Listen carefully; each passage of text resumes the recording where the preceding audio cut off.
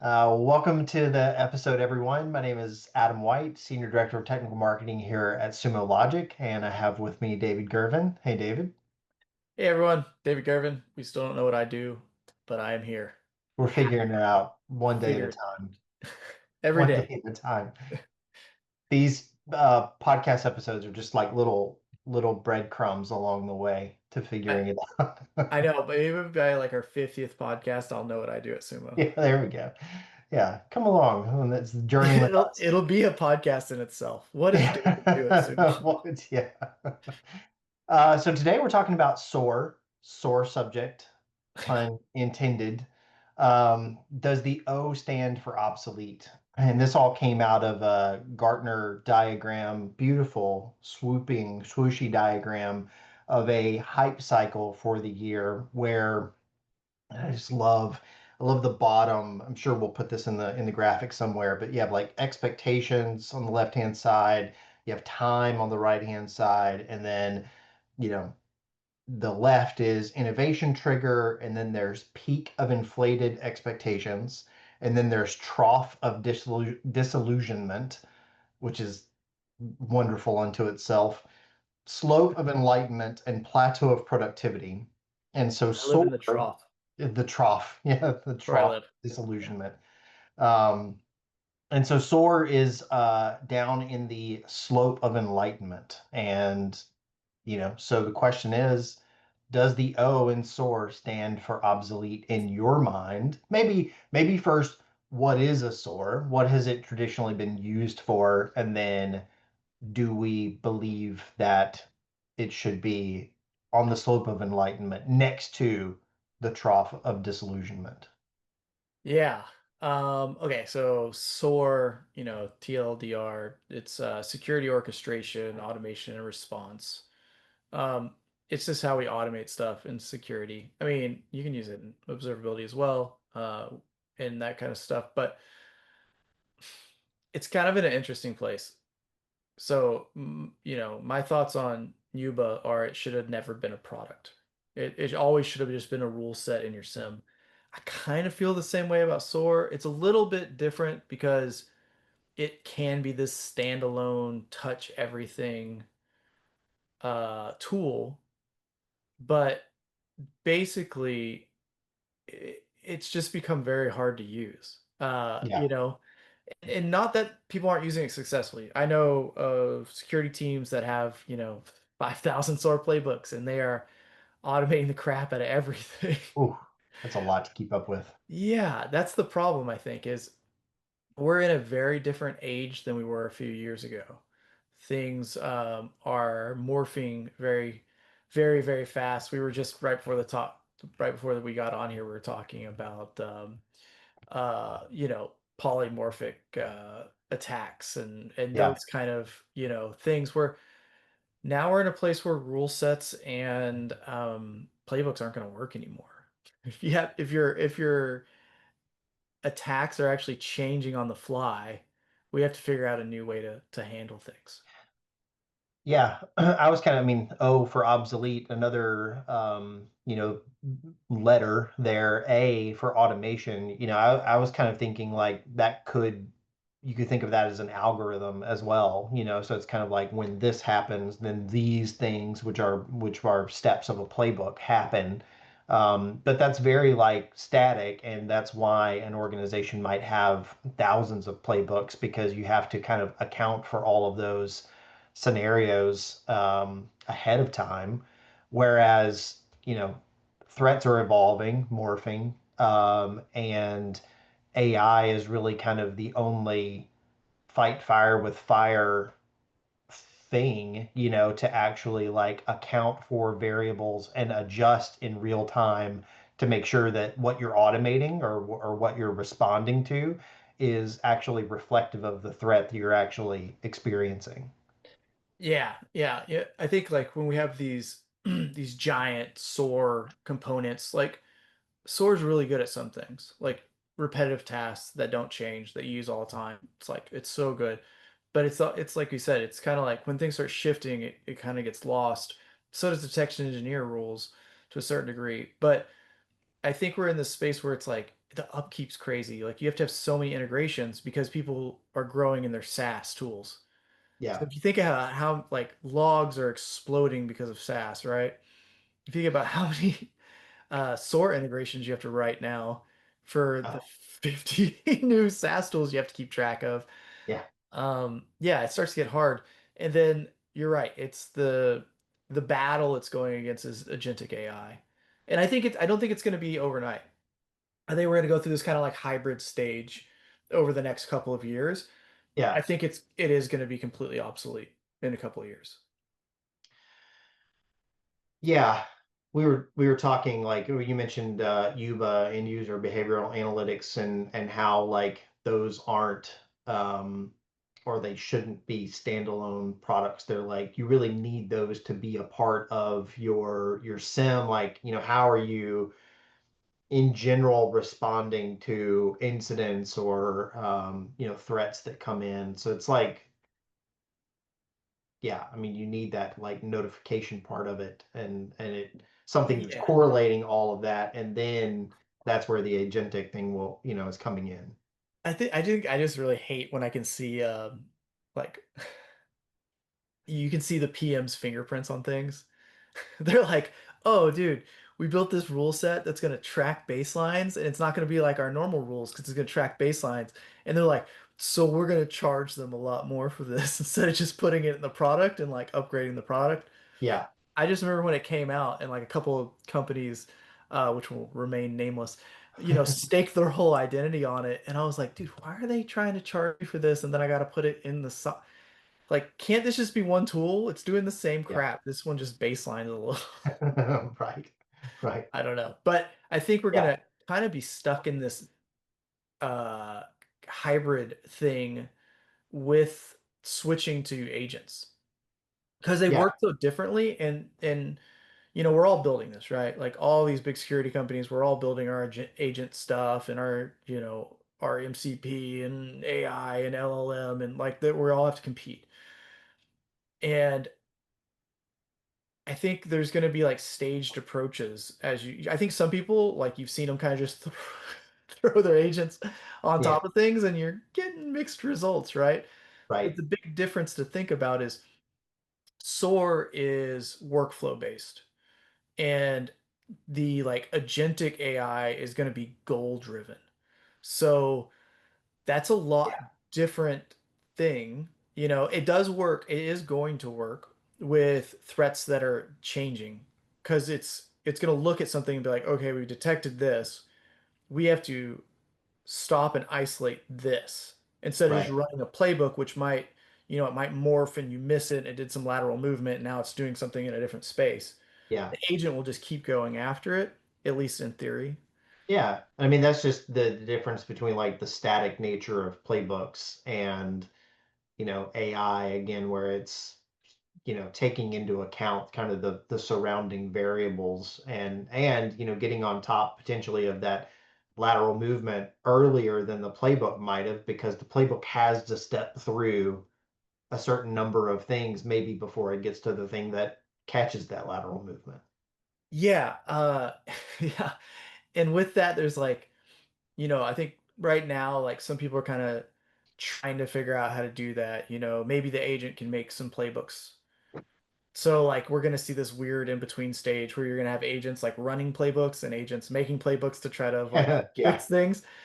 But I think the people who are like rebuilding their architecture to handle the agents really running things, that's kind of where we're gonna see that real change. Instead of Yeah. being just like the agent shouldn't just be the man in the middle trying to do SOAR, which I think is where we're at now. It's like, oh, I can build a playbook faster Yeah. and then I can run that playbook. I think you're just gonna deal with the same problems you're dealing with SOAR now, which is integrations and things break or the playbook didn't go through, so you have to run it again and problem solve.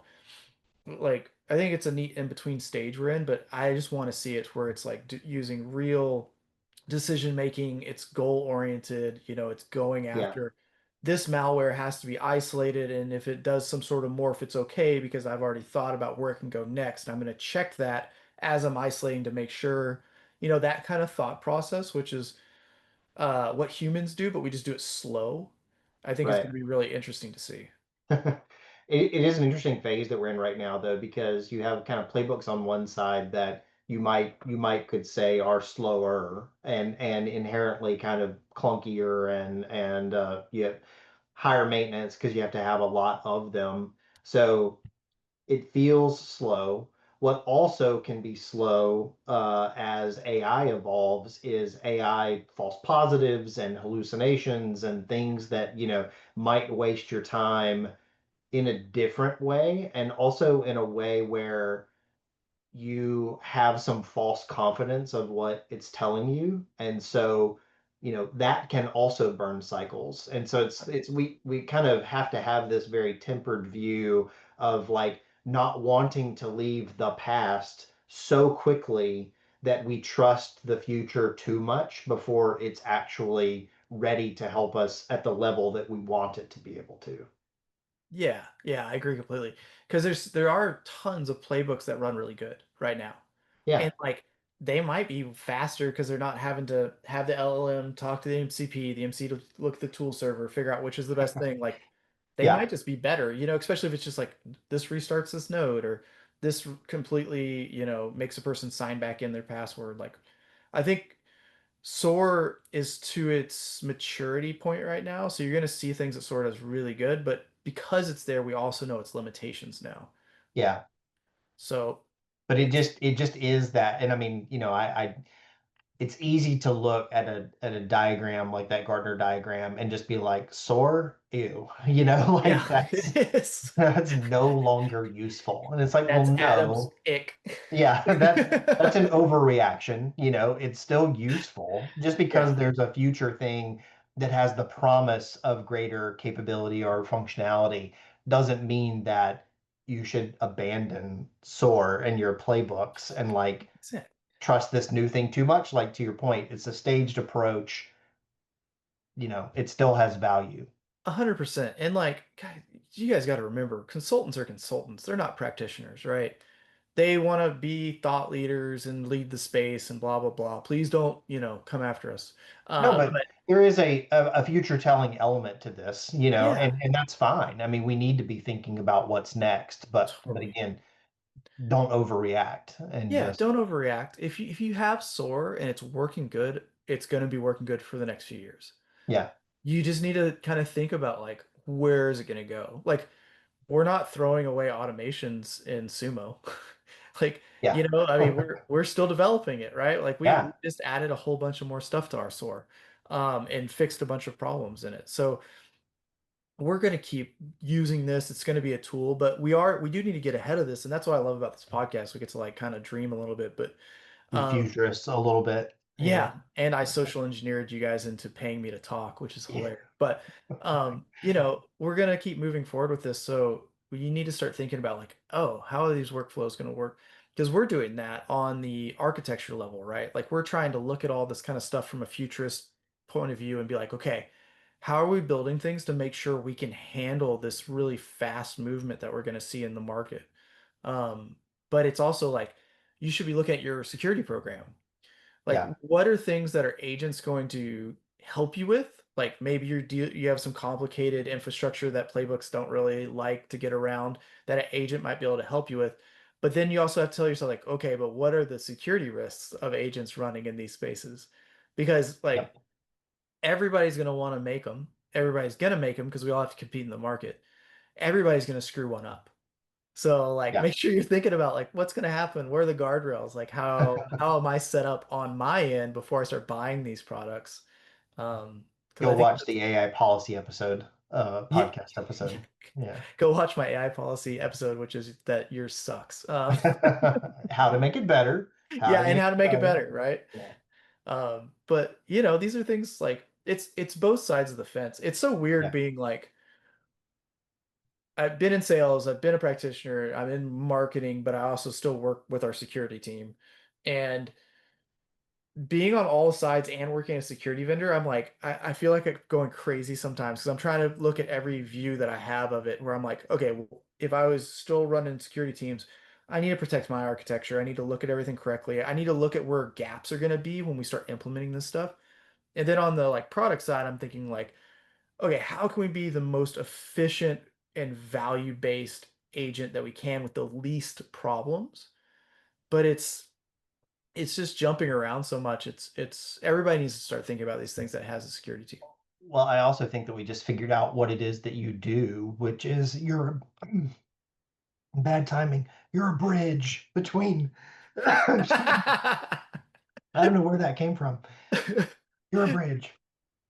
I think it's a I'm a bridge. Oh, yeah. yeah. Oh, I guess so. Yeah, I am a bridge. People walk on me all day. That's My voice came back. That was a funny time to lose your voice when I just was like saying we figured out what you do. yeah. It's because I'm an enigma. I Did don't. we? Did we figure out what you do? Something that we were talking about also is kind of the case management element of all of this, and like how you're alerted for things, what that looks like. We are obviously working on all this kind of stuff at Sumo, so I can't let cats out of the bag. But um, when it comes to that world, we've been doing it wrong, and AI is going to make this side of the house so much better. I'm curious to see like the big case management companies what they're doing right now because I have Yeah. not heard a word from them. They're like, we're gonna slap on a chat bot, you know? It's gonna be, well, great job, guys, for not doing anything. But like what I see us wanting to do and what people are building and stuff, that's where incidents are going to get a lot better, in my opinion. And Yeah. it's not the sexy part, but it is the thing that we have to sit in because I've sat in so many incidents in 5 different tools, looking at people's screens remote, trying to like read things. Be like, hey, can you send this to me in a Google Doc so I can take notes on it too in my tool? Like just the worst crappy workflows. I think we're really close to getting that part correct. Yeah. It is interesting that, case management kind of being the human bridge back to like things that people are actually seeing and how you interface back with Yeah. people who may be experiencing problems that you're trying to automate solutions for. So yeah, that's a interesting landscape for sure. And it's not only that, it's the audit. Yeah, exactly. What happened? Who was involved? How Where did the long? AI screw up and hallucinate if it Yeah, did? Because that's going to be like a new kind of workflow. Like before, we'd be like, okay, well, did John grab the right blah, blah, blah from the servers and bring it into this stupid Google Doc we're all working out of now? Okay, are they the right ones? Like I remember going back and like running commands and checking people's work when we're stuck to be like, I feel like someone screwed something up. yeah, It's going to be kind of the same thing, but you're gonna be like, oh, did the agent grab the right stuff? Which is such a interesting thing to think about from like a yeah, security team point of view. But that's where we're going to be, yep, and someone will figure out the guidelines for that too. Like that's another cool like in the case management side, there'll be like some sort of check, yeah, and right, like that'll be great. And be like, oh yeah, it's green. We know this is the right stuff. yeah, right, yeah.